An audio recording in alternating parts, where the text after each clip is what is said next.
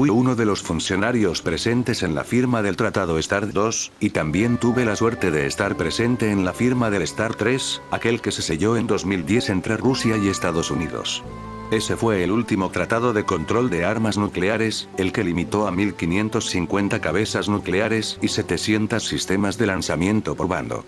Lo malo es que expiró el 5 de febrero de este año, poniendo fin a más de 50 años de un frágil control de armamento entre las potencias.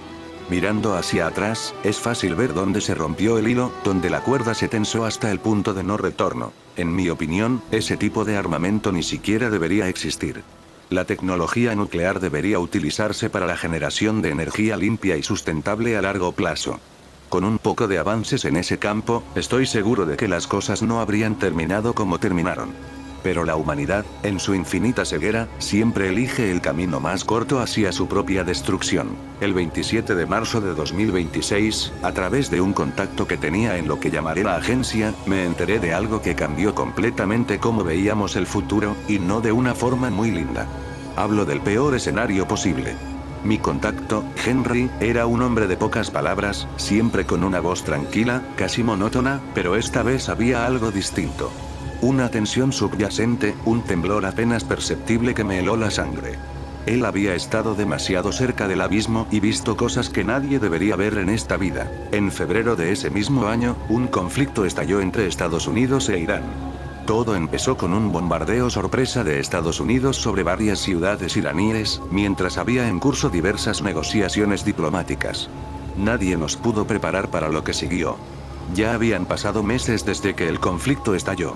Las tensiones, que al principio parecían simples advertencias, terminaron convirtiéndose en un fuego imposible de contener. Y entonces ocurrió lo inevitable. Estados Unidos lanzó una serie de ataques quirúrgicos contra bases estratégicas iraníes, buscando neutralizar o apropiarse de cualquier tecnología nuclear que pudiera cambiar el equilibrio del poder. Yo no debería haber sabido nada de esto, pero Henry me mantenía al tanto. Su voz, siempre tan controlada, se quebró un poco cuando me reveló la verdadera magnitud de la situación. No es solo Irán, me dijo una noche, su voz apenas un susurro al otro lado de la línea encriptada. Estados Unidos está preparando un movimiento a gran escala. No solo contra Irán, sino para redefinir el tablero global. Están listos para usar lo que sea necesario para asegurar su hegemonía. Y eso incluye lo impensable. No necesitaba que lo dijera. La palabra nuclear flotaba en el aire, invisible pero pesada y asfixiante. Me contó que la agencia tenía un infiltrado en el ejército iraní, alguien que llevaba años enterrado en la estructura militar, esperando el momento exacto para actuar. Pero no era el único. También había otro dentro de los altos mandos, moviéndose entre reuniones secretas y decisiones que podían cambiar el rumbo de la guerra.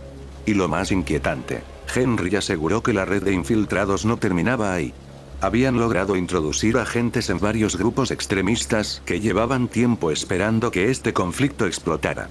Según él, estos grupos no solo querían aprovechar el caos, querían que la guerra creciera, que se extendiera más allá de las fronteras, que arrastrara a más países, que el mundo entero se viera obligado a elegir un bando. Al parecer estos grupos, dijo Henry antes de hacer una pausa larga, no buscan victoria, buscan el colapso.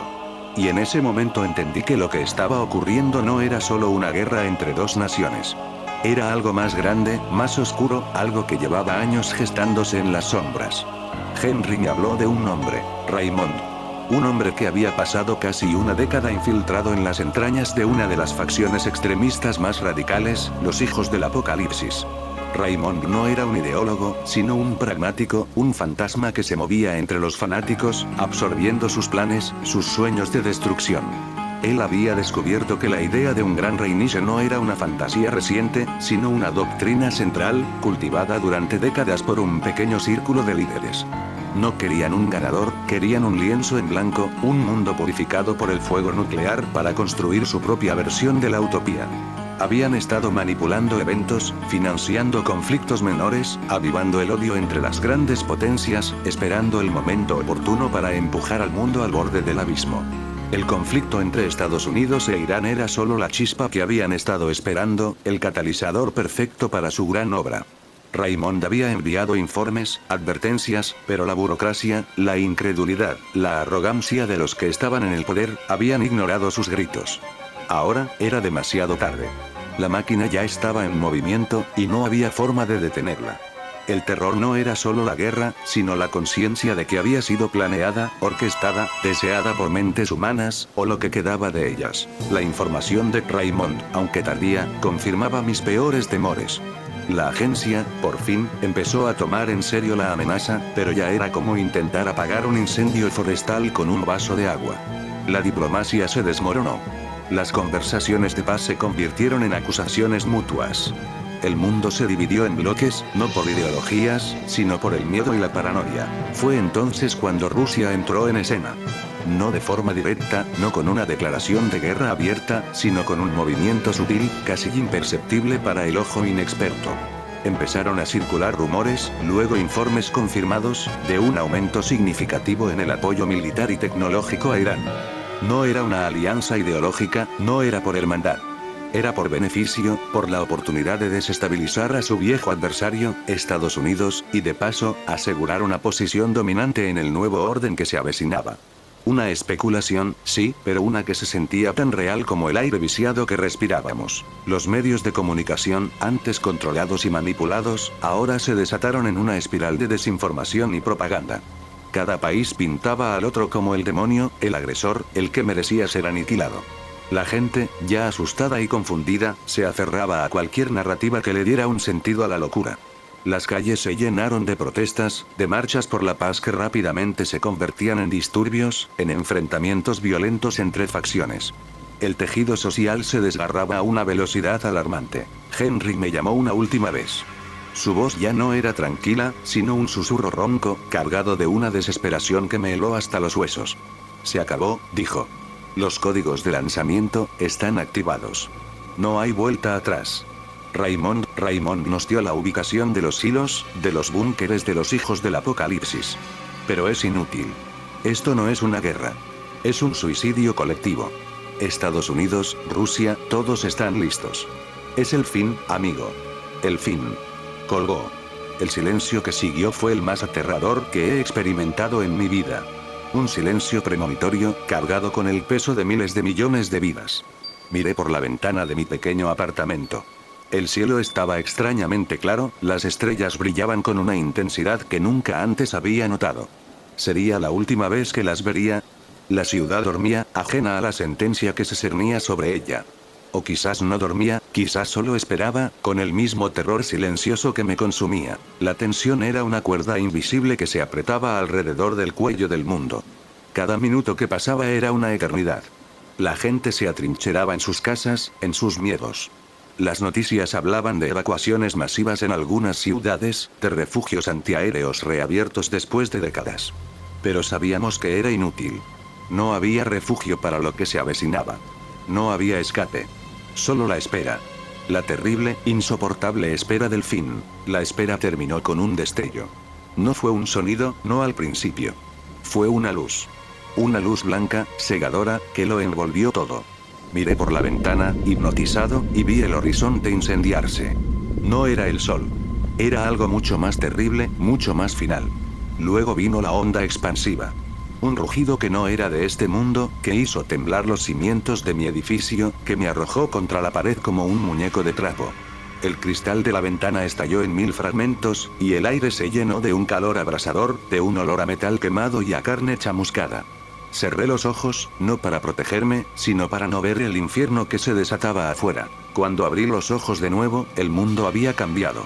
El cielo era una cúpula de fuego y humo, teñida de un naranja rojizo que nunca antes había visto. Las nubes, antes blancas y algodonosas, ahora eran hongos gigantes de destrucción, elevándose hacia el firmamento. El sonido era ensordecedor. El crujido de edificios colapsando, los gritos lejanos de los que no habían sido tan afortunados como para morir al instante. El aire era denso, pesado, cargado de ceniza y de un olor metálico que me quemaba la garganta. Sabía lo que era. Polvo radiactivo. La muerte invisible. Mi plan de contingencia, que siempre había parecido una fantasía paranoica, se activó por puro instinto. Había preparado un búnker subterráneo, un refugio modesto pero bien equipado, debajo de mi casa. Lo había construido durante años, en secreto, con la ayuda de unos pocos contactos que compartían mi pesimismo sobre el futuro de la humanidad. Bajé las escaleras de metal, el sonido de mis botas resonando en el silencio relativo del refugio. Cerré la escotilla de acero, sellando el mundo exterior, sellando el fin. Los primeros días fueron un infierno de incertidumbre. Los sistemas de monitoreo del búnker, que había diseñado para resistir un pulso electromagnético, mostraban un panorama desolador. El mundo exterior era una zona de muerte. Los niveles de radiación eran astronómicos, el aire irrespirable. Las comunicaciones estaban muertas. El silencio era total, solo roto por el zumbido constante de los filtros de aire y el latido frenético de mi propio corazón. Estados Unidos y Rusia. Los dos gigantes, los dos titanes que habían jugado con el fuego nuclear durante décadas, finalmente lo habían desatado. No hubo un ganador. Solo cenizas. Solo muerte. La ironía era tan cruel que casi me hacía reír. Los hijos del apocalipsis de Kael habían conseguido su gran reinicio, pero no de la forma que esperaban. No había un nuevo mundo para construir su utopía. Solo un páramo radiactivo. En mi búnker, tenía recursos para una década, quizás más. Alimentos liofilizados, agua purificada, un sistema de reciclaje de aire, generadores de energía solar y geotérmica. Libros, películas, música. Todo lo necesario para sobrevivir, para no perder la cordura. ¿Pero para qué? ¿Para qué sobrevivir en un mundo donde no quedaba nada? ¿Para qué ser el último vestigio de una especie que se había autodestruido con tanta eficiencia? Los días se convirtieron en semanas, las semanas en meses. La rutina se volvió mi ancla. Despertar, revisar los sistemas, comer, leer, hacer ejercicio, dormir. Y pensar. Pensar en Henry, en Raymond, en todos los que habían visto venir esto y no pudieron detenerlo. Pensar en la humanidad, en su arrogancia, en su incapacidad para aprender de sus propios errores. Creamos dioses de metal y fuego, y luego nos arrodillamos ante ellos, esperando que nos salvaran de nosotros mismos. Pero los dioses no salvan a los que se empeñan en destruirse. Algunos lugares, milagrosamente, lograron salvarse temporalmente del impacto directo. Ciudades en el hemisferio sur, islas remotas, regiones montañosas protegidas por barreras naturales. Pero la lluvia radiactiva no conoce fronteras. El invierno nuclear, con sus cielos oscurecidos y sus temperaturas gélidas, se extendió por todo el planeta. La vida, tal como la conocíamos, se extinguió lentamente, asfixiada por el polvo, envenenada por la radiación, congelada por el frío. Estoy solo. El último hombre, quizás. O uno de los últimos. A veces, escucho ruidos. Rasguños en la escotilla, susurros que parecen venir de las profundidades de la tierra. ¿Son animales mutados? ¿Son otros supervivientes, desesperados por entrar? ¿O es mi propia mente, jugando trucos, sucumbiendo al aislamiento? No lo sé. Y no quiero saberlo. Mi mundo ahora es este búnker, esta tumba de acero, plomo y hormigón. Mi compañía son mis pensamientos, mis recuerdos, y la certeza de que la humanidad, con toda su grandeza y su miseria, se fue al carajo. Por su propia mano. Y el silencio que queda es el testimonio más aterrador de todos. El silencio de un planeta que, por fin, ha encontrado la paz. Una paz fría, radiactiva, eterna. Una paz sin nosotros.